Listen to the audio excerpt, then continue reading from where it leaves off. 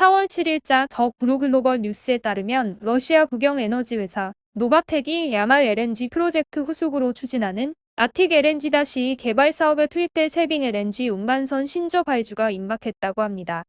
노바텍이 주요 선조사에게 신조 발주 건조 의뢰를 요청하는 제안서를 보내면서 발주가 본격화된 것인데요. 업계에 따르면 노바텍은 아틱 LNG2 프로젝트 개발을 진행하면서 선주들에게 쉐빙 LNG 운반선 6척 건조 제안을 요청했다고 합니다. 발주 계획에는 옵션 2척이 포함되어 있으며 총 8척의 쉐빙 LNG선 건조를 위해 노바텍은 4개의 선주사에게 제안서를 보낸 것으로 알려졌습니다. 노바텍이 건조 제안서를 요청한 곳은 과거 노바텍이 북극에 있는 야말 LNG 프로젝트나 아틱 LNG2에서 함께 작업했던 선주들을 대상으로 제안서를 보낸 것으로 보이는데요.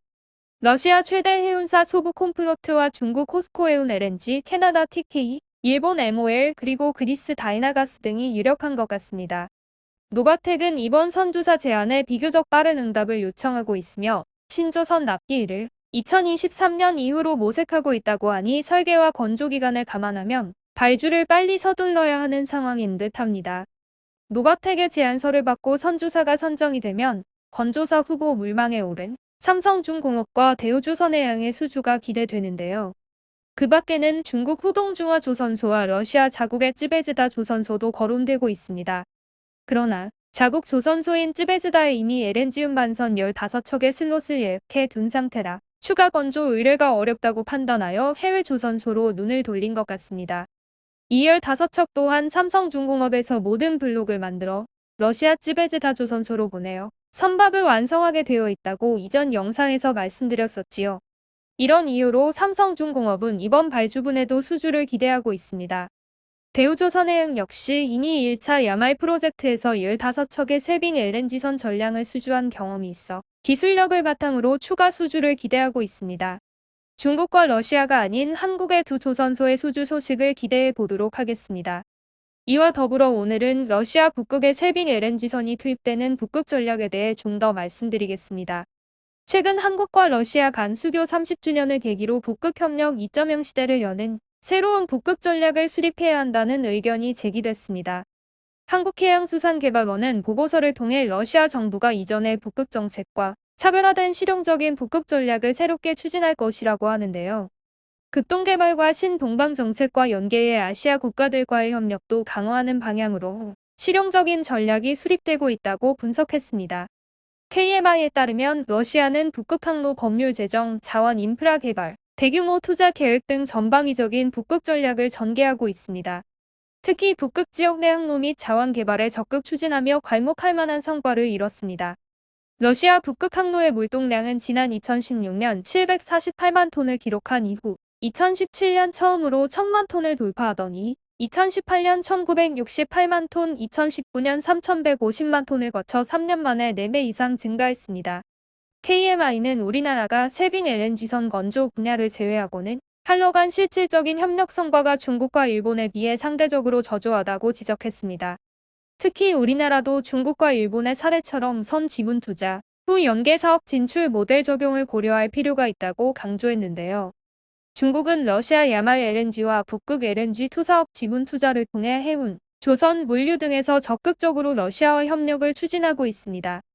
야말 LNG 프로젝트의 중국 참여는 중국이 1대1로 체제를 구축한 이래 양국 간 진행한 최초의 초대형 에너지 협력 사업으로 평가받고 있습니다.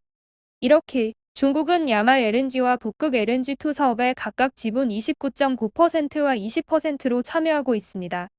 일본은 북극 LNG2 사업에 컨소시엄 형태로 참여해 지분 10%를 투자한 이후 LNG 수입과 물류허브 기지 구축에 박차를 가하고 있습니다. 일본 기업 니티와 치요다 화공건설이 총 사업 비용 약 1조 엔 이상으로 추정되는 야말 LNG 플랜트 신설 프로젝트의 설계 조달 건설 계약을 수주했습니다.